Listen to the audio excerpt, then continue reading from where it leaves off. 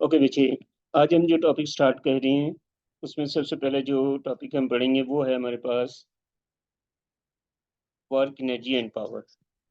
सबसे पहले तो आप देख लें वर्क। वर्क की पहले डेफिनेशन आप लिख लें।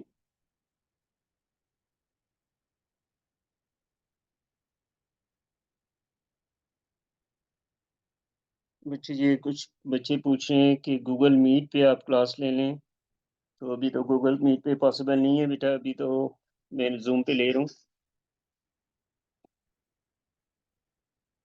जी, वर्क की डेफिनेशन लिखिए। The work done is defined as the product of force and the distance moved in the direction of force।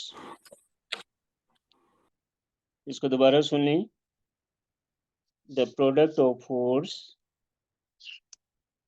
and the distance moved in the direction of force is called work done। और इसका formula होगा product of force and the distance moved in the direction of force, W is equal to F into S, where F is the force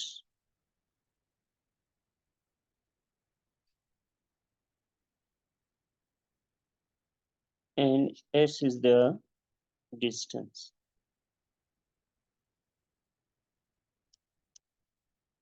अच्छा, force का जो unit होगा वो Newton होगा, capital N, और डिस्टेंस जो measured होगा वो मीटर में, स्मॉल एम में होगा। दो पॉइंट्स अभी हमने पढ़ लिए। एक इसकी डेफिनेशन, डेफिनेशन क्या थी? Product of force and distance moved in the direction of force. दूसरा पॉइंट इसका हमने पढ़ा formula, W is equal to F into s. और तीसरा पॉइंट हमने ये पढ़ना है इसका कि on which factor work depends. Number one factor, work is directly proportional to force, मतलब किसी भी बॉडी पे जितना आप फोर्स लगाओगे उतना उस पर वर्क होगा। And also work is directly proportional to displacement और डिस्टेंस, मतलब बॉडी जितना डिस्टेंस कवर करेगी उतना ज़्यादा उस पर वर्क होगा। तो ये दो फैक्टर्स हैं जिन पे वर्क डिपेंड करते हैं। डायरेक्टली प्रोपोर्शनल, डायरेक्टली मतलब कि डिस्प्लेसमेंट इंक्रीज हो रहा है तो वर्क भी इंक्रीज होगा। उसके बाद नंबर 4 पॉइंट है, it is a scalar quantity। Work is always a scalar because it has only magnitude but no direction। और उसके बाद लास्ट पॉइंट इसका SI यूनिट। वर्क किसमें मेजर किया जाता है? SI यूनिट इज, जाओ बच्चे किसी का माइक ऑन है प्लीज सॉल्व कर लें। Job is the SI unit for work. तो बेसिक ये पॉइंट्स आपने उसके याद रखने हैं।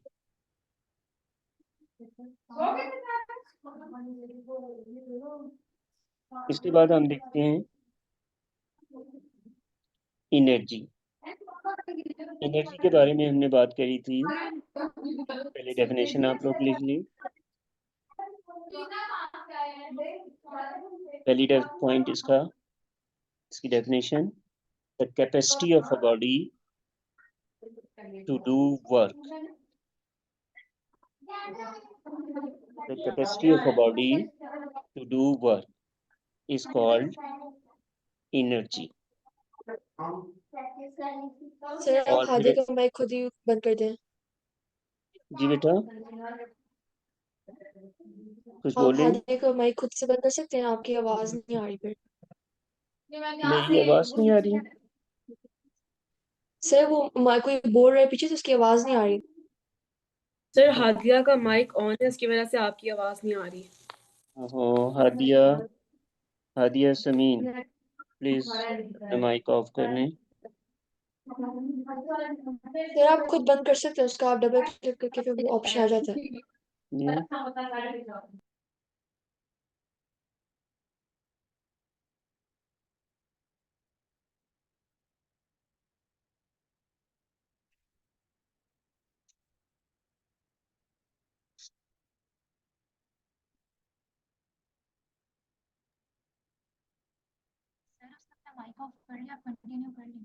ये साइड नहीं है ना। ओके, अच्छा अब ठीक है अभी, अब आवाज आ रही है? जी ओके, एनर्जी की डेफिनेशन लिख ली। The capacity of a body to do work is called energy. अच्छा, अब हमने इसकी डिफरेंट टाइप्स पढ़ी थी, तो वो सारी टाइप्स तो अभी हमने नहीं करनी है, उनकी जिस डेफिनेशन आपको पता होनी चाहिए। जो मेन एनर्जी हमने पढ़ी थी, एक काइनेटिक एनर्जी पढ़ी थी, E K is equal to 1/2 m v square. और इसकी डेफिनेशन क्या थी काइनेटिक एनर्जी की? The energy possessed by a body due to its motion. Kinetic energy की डेफिनेशन दोबारा सुने। The energy possessed by a body due to its motion. और दूसरा पॉइंट है इसका ये formula, E K is equal to 1/2 m v square. अब इसमें m क्या चीज है? m is mass and v is the velocity या स्पीड कह लें। अच्छा, ये जो है काइनेटिक एनर्जी दो फैक्टर्स पे डिपेंड करेगी, is directly proportional to mass and is also directly proportional to velocity square. मतलब जितनी मास होगी बॉडी की ज्यादा, उतनी ज्यादा काइनेटिक एनर्जी प्रोड्यूस होगी, और इसी तरह से जितनी ज्यादा स्पीड होगी उतनी ज्यादा उसकी काइनेटिक एनर्जी प्रोड्यूस होगी। इसके बाद हमने नेक्स्ट जो एनर्जी पढ़ी थी वो थी gravitational potential energy, GPE, gravitational potential energy. इसको मैं रिप्रेजेंट कर रहा हूँ EP से, और इसका फार्मूला हमने पढ़ा था mgh। इसमें m क्या था? मास, g क्या था? एक्सीलरेशन ड्यू टू ग्रेविटी, जो होता है 9.8 मीटर पर सेकेंड स्क्वायर, और h क्या था? Height of the object. मतलब बॉडी जितनी ज्यादा हाइट पे जाएगी उतनी ज्यादा उसकी पोटेंशियल एनर्जी होगी।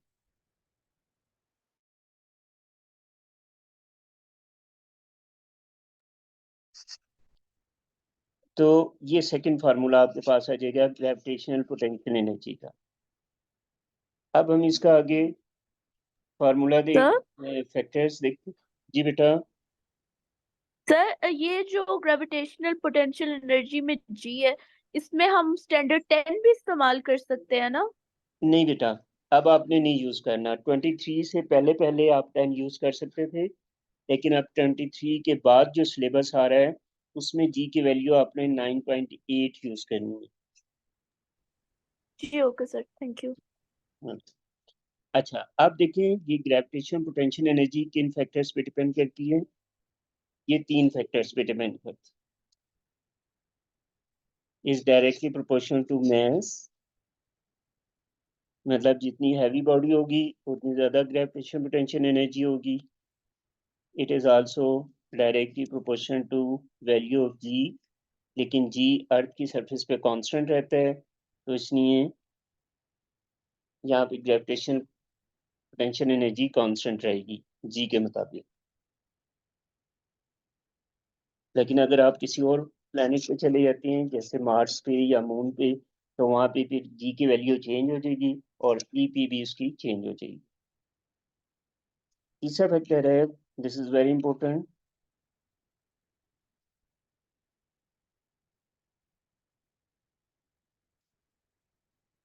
आवाज नहीं है कि बेटा।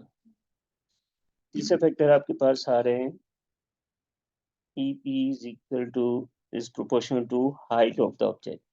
जितना हाइट ऑब्जेक्ट को लेके जाएंगे उतनी ज्यादा उसकी ग्रेविटेशनल पोटेंशियल एनर्जी प्रोड्यूस होगी। ठीक है, सर जो मून का हमने याद करना होगा ग्रेविटेशनल पोटेंशियल एनर्जी कितनी, आई थिंक 16 होती है ना शायद, तो वो याद करना होगा हमें एग्जाम के लिए। नहीं 16 नहीं होती, वो होती है 1.6 मीटर पर सेकेंड स्क्वायर, लेकिन ये आपको याद नहीं करनी, ये आपको गिवन होगी। मार्स पे ठीक है सर, थैंक यू। ये मून की है और मार्स की तकरीबन होती है 4.8। तो ये भी अगर डिफरेंट प्लैनेट्स होंगे तो उनकी वैल्यूज, उनकी जी की वैल्यू गिवन होगी। ठीक है सर जी बेटा। सर आपने कहा था आप वो शीट भेज देंगे, वो वाली जो यूनिट्स है, सही यूनिट्स वाली। अच्छा ठीक है बच्चे, मैं भी, ये क्लास खत्म होती है ना तो फिर मैं लाजमी भेजता हूँ। जोया अच्छा। बोलिए। जी सर। शाबाश। जोया आज आपने चेक किए थे सारे स्कूल के गमले वगैरह, कोई टूटे तो नहीं है? सर किए थे, नहीं अभी तक तो कोई नहीं। अच्छा गुड गुड। मैं सुबह मिलूंगा आप लोगों को, आप सारा दिन स्कूल में घूमती रही है ना। सर नहीं तो हम आपसे समझ रहे थे, फिर हम साइमा के पास गए थे, हम टीचर्स के पास गए थे। अच्छा हम काम कर रहे थे आज। ठीक तो गुड। शानी घूम रही थी। हाँ रोशन देखा आप, रोशानी है भी नहीं है ना क्लास में? नहीं नहीं सर है। अच्छा रोशानी, चलो सही। ओके सर बच्चे, हम मैम साइमा खबर मैम अरूज के पास गए थे वो किस लिए? क्योंकि आप समझा नहीं रहे थे। लाहौल वाला कुआ, 2 घंटे मेरा सर दिमाग। आप हमें छोड़ के चले गए थे। सर आप खुद ही चले गए थे। हाँ सर। जब भी मैम की कॉल भी आई थी मुझे कि 3-4 तो सर बच्चे मैम हैं। सदर ने भी की थी, आप पूछ ले मैम सदर से। अच्छा अच्छा ठीक है, मजाक कर रहा था मैं। अच्छा भी, तो अभी हमने ये 2 फार्मूलाज पढ़ लिए, एक काइनेटिक एनर्जी का 1/2 mv² पढ़ा, और एक पोटेंशियल एनर्जी का पढ़ लिया mgh। अब हमने देखना ये है कि इनसे रिलेटेड, वर्क एनर्जी पावर से रिलेटेड जो क्वेश्चंस हैं वो किस तरह के आएंगे। जैसे पास पेपर में क्वेश्चन आएंगे, पहला हम क्वेश्चन देखते हैं, frequently asked question. Let's suppose ये आपके पास एक ट्रायंगुलर शेप ऑब्जेक्ट है और यहाँ पे कोई ऑब्जेक्ट रखा हुआ है जिसकी मास हम ले लेते हैं, लेट्स सपोज 10 kg। ये पॉइंट ए ले लेते हैं और इसकी हाइट को हम ले लेते हैं 8 मीटर, और कुछ देर के बाद ये रोल कर मूव करता हुआ नीचे आ रहा है पॉइंट बी पे। तो पार्ट ए में वो पूछ रहे हैं कि what is the EP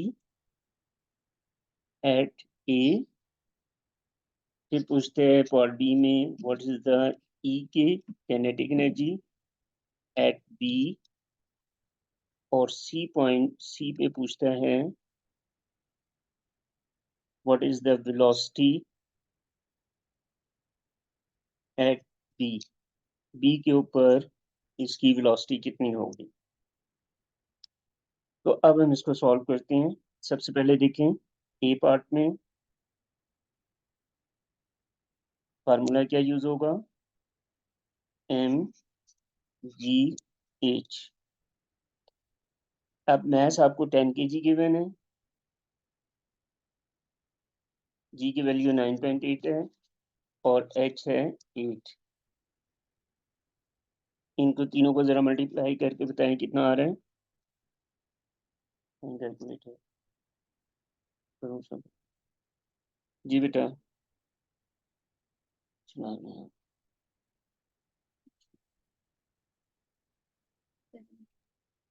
784। Very good, 784। जाओ, ये आ गई पोटेंशियल एनर्जी एट पी। ठीक है, इसके बाद वो पूछ Sir, रहे हैं, can you please re-explain? जी बेटा क्या कह रहे हो? Sir, can you please re-explain this question? आपके इसमें देखें, पहला पार्ट आपके ये था पोटेंशियल एनर्जी एट ए, मतलब जब बॉडी ए पे टॉप पे है तो इस टाइम इसकी पोटेंशियल एनर्जी कितनी है। तो ये आपके पास मास गिवन है केजी में, ये आपके पास हाइट गिवन है, और फार्मूला हमारे पास होता है E P is equal to m ji h. हमने मास पुट किया 10, जी की वैल्यू है 9.8 और एच है आपके पास 8। इन तीनों को मल्टीप्लाई किया तो आंसर आ जाएगा 784 जाओ। ठीक है ईमान, समझ आ गया? Yes sir. ओके। इसके बाद इस बी पार्ट में कह रहा है कि कैनेटिक एनर्जी एट बी, मतलब कैनेटिक एनर्जी एट बी। अच्छा, इसके साथ हमने एक पढ़ा था law of conservation of energy. Law of conservation of energy का क्या मतलब था कि one form of energy can be converted from other form of energy। हमने ये पढ़ा था ना, energy can neither be created nor destroyed, only it can be transferred from one form to another।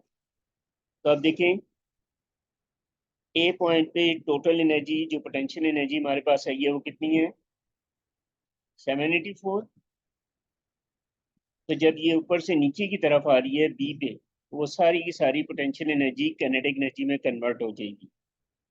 तो इसको अब हमें कैलकुलेट करने की ज़रूरत नहीं है, बी पार्ट हम डायरेक्ट लिखेंगे, potential energy is converted into kinetic energy which is equal to 784। इसको दोबारा सुन लें। टॉप पोजीशन पे पोटेंशियल एनर्जीज की थी 784 यहाँ पे, और जब वो ऊपर से नीचे की तरफ गया बी पे तो वो सारी की सारी पोटेंशियल एनर्जी काइनेटिक एनर्जी में कन्वर्ट हो गई, क्योंकि there is no loss of energy, just it convert from one form to another form. तो इसलिए बी पे हमें कैलकुलेट करने की ज़रूरत नहीं है, डायरेक्ट हम लिखेंगे कि पोटेंशियल एनर्जी कन्वर्ट होगी है काइनेटिक एनर्जी में और उसकी वैल्यू भी यही होगी, this one, according to Sir, law if any case energy is lost to the environment because it sometimes is, जी, अगर sir, लॉस ऑफ, अगर in any case the energy is lost to the environment अक्सर हो, तो will they tell us in the question? जी, उसमें फिर वो बताएगा कि इतनी एनर्जी जो है इतनी लॉस हुई है, तो वो एनर्जी फिर आप इसमें से माइनस कर देंगे इस अमाउंट में।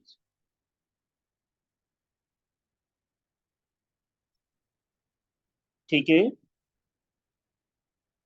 जो एनर्जी सराउंडिंग में लॉस होगी ना, ठीक है उस सर। एनर्जी के बारे में वो बताएगा, और अगर नहीं बताएगा तो फिर कहेगा law of conservation of energy apply हो रहा है।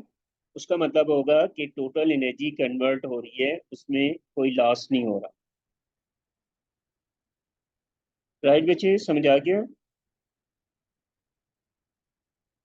जी सर।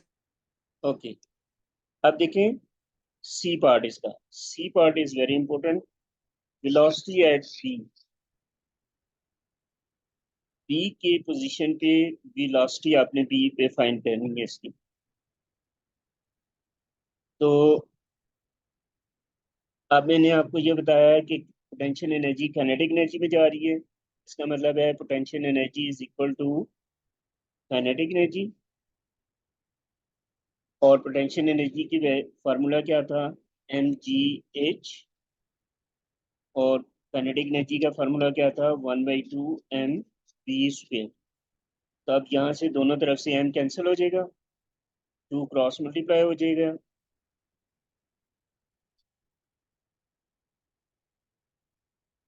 तो v की वैल्यू आ जाएगी 2g h स्क्वायर रूट ले लिया आपने। तो ये फार्मूला से ही आपने नेक्स्ट फार्मूला ड्राइव कर लिया। सर हमें क्या कहते हैं, जी, Sir, this is the formula for the law of conservation of energy. कि law of conservation of energy apply करने पोटेंशियल एनर्जी काइनेटिक एनर्जी में कन्वर्ट हो रही है। तो सर ये उसका formula is equals to 2GH। हाँ हाँ जी, ये फार्मूला आपने ड्राइव करा है वेलोसिटी के लिए। अब इसमें आप सर अभी हमें कैसे पता चलेगा कि हमें लाइक न्यूमेरिकल वाली वेलोसिटी फाइंड नहीं करनी?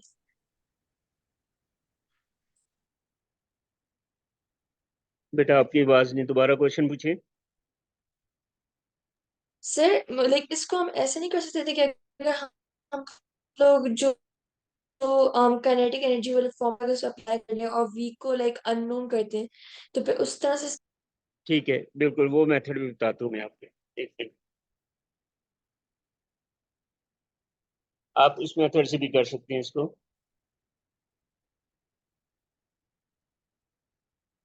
पहले आप इसमें इससे कर लें, फिर हम सेकंड मेथड से भी करते हैं।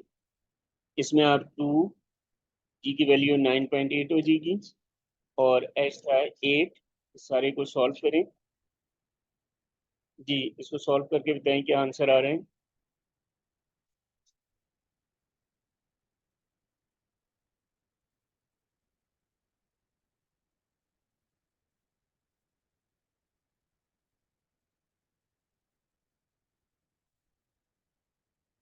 Twelve point five to 12.5।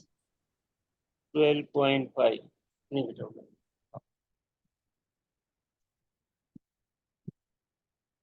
Sir 12.5 answer है। ओके, 12.5 मीटर पर सेकेंड, ये आंसर आ गया। अच्छा, अब आप दूसरा मेथड पूछ रहे थे, वो ये था कि EP या EK और इसका फार्मूला पुट कर दें 1/2 mv²। और EK अभी आपके पास क्या आया था 784। 1/2 मैथ्स है कितनी थी मैथ्स 10। अब इसको आप सॉल्व कर लें। ये आपके पास 784 times 2 divided by 10 and taking the square root. ये सॉल्व करें, ये भी आंसर यही आना चाहिए।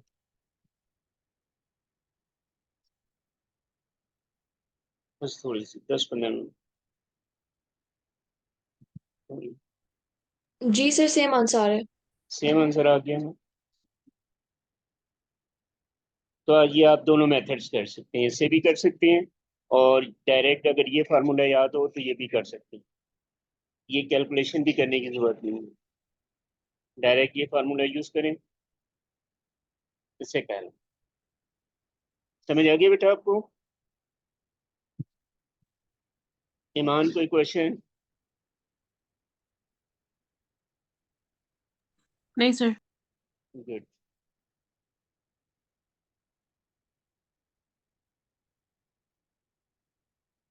ओके जी, इसके बाद हमारे पास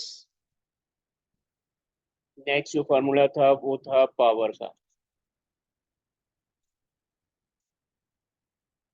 पावर के बारे में हमने क्या बात की थी? डेफिनेशन इसकी ये है, the energy converted in 1 second.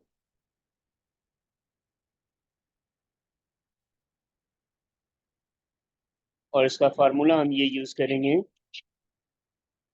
W/T और एनर्जी ओवर टाइम। अच्छा, अब ये फार्मूला सिंपल है, एक फार्मूला, लेकिन इसकी रिक्वायरमेंट डिफरेंट हो जाएगी, कभी वर्क यूज होगा तो कभी एनर्जी। और अब एनर्जी हमने दो टाइप्स की पढ़ी है, काइनेटिक एनर्जी और टेंशन एनर्जी। तो अगर तो आपको फोर्स और डिस्टेंस गिवन है तो फिर पावर का फार्मूला ये बन जाएगा F/S over time. Force given होगी, डिस्टेंस गिवन होगा, टाइम गिवन होगा, तो इस तरह से आप पावर निकाल लेंगे। सर तो आप एक रिपीट तो कर सकते हैं? जी, आप रिपीट कर सकते हैं? मैं रिपीट कर देता हूँ। पावर के फार्मूलाज हमने ये पढ़े थे, वर्क डन ओवर टाइम या एनर्जी कन्वर्टेड इन 1 सेकेंड।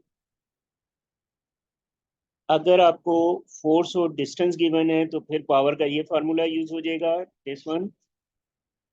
और अगर आपको एनर्जी गिवन है, और एनर्जी में भी अब दो तरह से आ जाएगा, अगर काइनेटिक एनर्जी है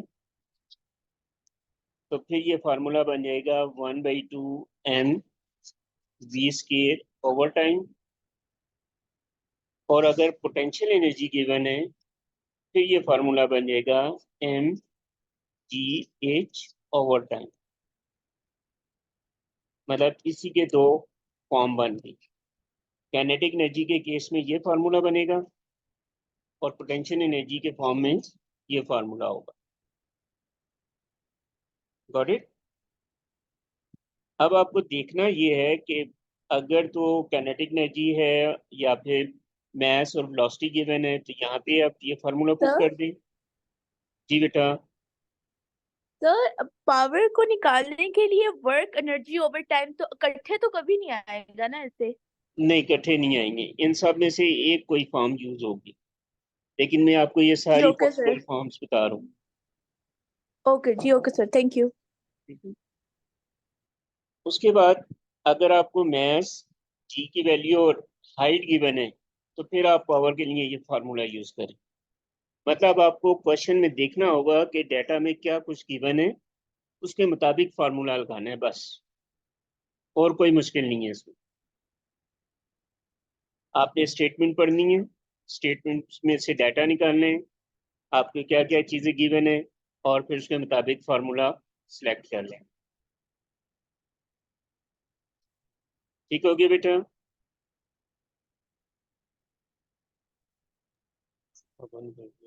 यस सर। ओके जी। उसके बाद आ जाए एफिशिएंसी पे।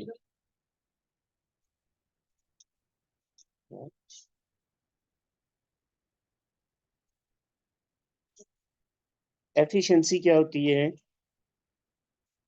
अगर तो पावर गिवन है तो उसके लिए होगा output power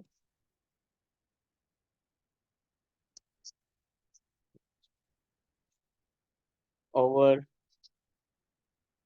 input power times 100%। ये अगर पावर गिवन है। और अगर एनर्जी गिवन है तो फिर आप लिखेंगे output energy divided by input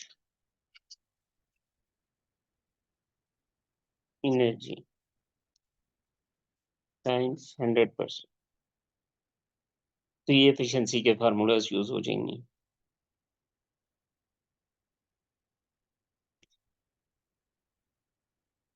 is it clear बेटा? Yes sir.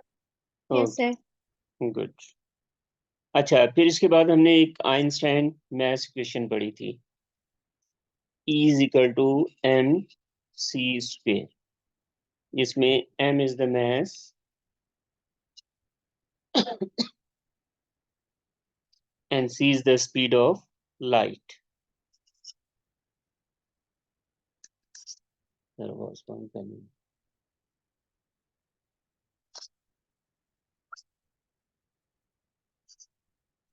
और स्पीड ऑफ लाइट की कांस्टेंट वैल्यू होती है, वो कितनी होती है? 3 × 10⁸ मीटर पर सेकेंड।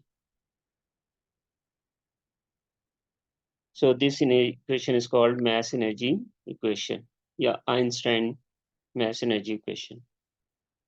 और लास्ट में हमने एक डायग्राम पढ़ी थी जिसको बोलती हैं सैंकी डायग्राम। तो सर वो हमें एनर्जी इस तरह भी निकालने के लिए दे सकते हैं कि वो हमें आइंस्टाइन का ये फॉर्मूला दे देंगे and then just to calculate energy like this. जी बिल्कुल, ऐसे भी फाइंड करने को दे सकते हैं। लेकिन सर फिर इस तरह कौन सी एनर्जी निकलेगी, काइनेटिक एनर्जी या potential energy, because they both have different form.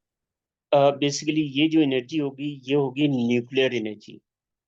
Nucleus के अंदर से जो एनर्जी निकलती है ना, जैसे एटम बम ब्लास्ट होता है, तो एटम की जो न्यूक्लियस ब्रेक होती हैं, वो जो एनर्जी प्रोड्यूस हो रही थी वो ये एनर्जी होती है, न्यूक्लियर एनर्जी। Okay sir. अच्छा, फिर हमने सेंकी डायग्राम पढ़ी थी। जिसको याद है सेंकी डायग्राम क्या थी? आपने पढ़ी है सेंकी? सेंकी डायग्राम बेसिकली क्या बताती थी? This shows the law of conservation of energy.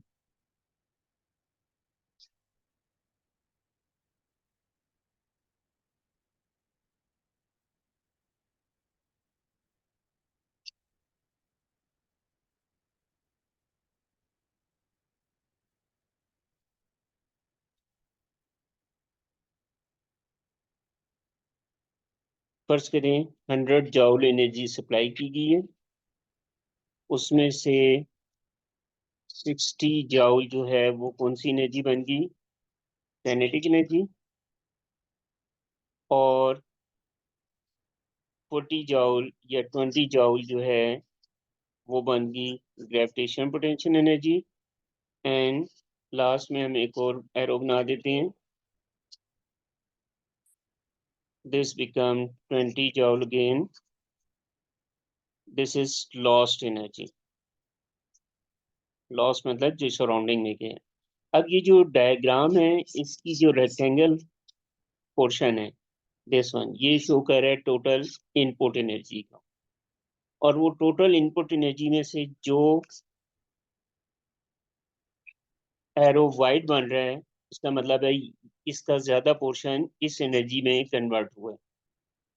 और जो एरो थिन बन रहे हैं, उसका मतलब है ये कम एनर्जी जो है वो पोटेंशियल एनर्जी में और लॉस्ट एनर्जी में गई है। तो एरोस की विड्थ जो है that shows the amount of energy produced. ठीक है बच्चे, समझ आ गया? सर एनर्जी प्रोड्यूस तो नहीं हो सकती? नहीं, एनर्जी प्रोड्यूस नहीं हो सकती। एनर्जी जस्ट एक फॉर्म से दूसरे फॉर्म में कन्वर्ट होती है, जो तो नेचर में। It's amount of energy converted.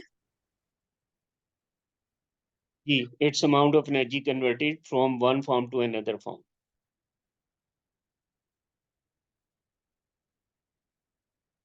ठीक है, जो एरो वाइड होगा उसका मतलब है वो ज्यादा एनर्जी कन्वर्ट कर रहे हैं, और जो एरोस थिन होगा उसका मतलब है वो कम एनर्जी कन्वर्ट कर रहे हैं। ये सैंकी डायग्राम है, मतलब law of conservation of energy की पिक्टोरियल फॉर्म है। पिक्टोरियल मतलब कि हमने डायग्राम बना दी, जैसे आपने मैथ्स में पढ़ी है ना वेन डायग्राम। तो वेन डायग्राम बेसिकली क्या होती है?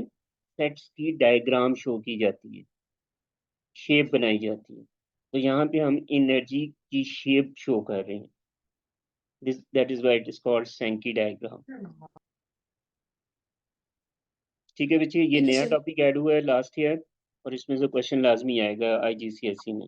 सर सर ये टॉपिक सैंकी डायग्राम का लास्ट ईयर इंटर हुआ है आपके सिलेबस में। अ, सर ये जो